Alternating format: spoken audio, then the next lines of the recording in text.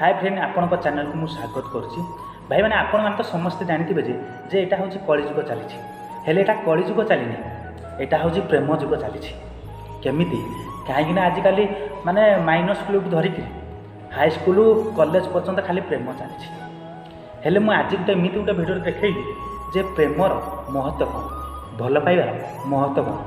तो फास्ट चलते आग भिडियोटा देखीदे तापर आम कथा चलते।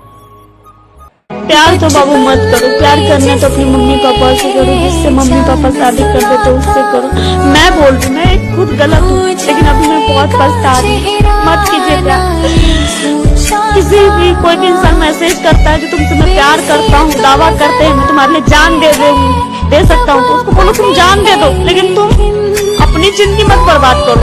वो जान नहीं देगा, वो सिर्फ आपको मतलब एक तरह से अपनी हवस अपनी तरफ खींचेगा, इतनी बड़ी बड़ी बात बोल के। प्यार करके पछता रहे हैं बहुत ज्यादा भिडियोटा देखिले तो जापारे प्रेमर महत्व कौन। आजिकल दुनिया रे ना प्रेम किसी ना बास स्वार्थ अच्छी। जदि तुम पाखर स्वार्थ सरीगला ना ताहले मानि ने से प्रेम भी सरीगला।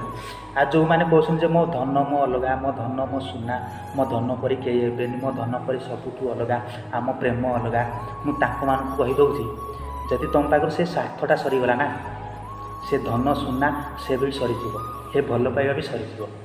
आ जदि मुझ प्रत्येक भिडियो कहूँ ये भिडियो भी कही जदि जीवन में केवे क्या भल पाइबा चाहूँ ना ताहले टंका को भल पाओ, टंका इनकम कर।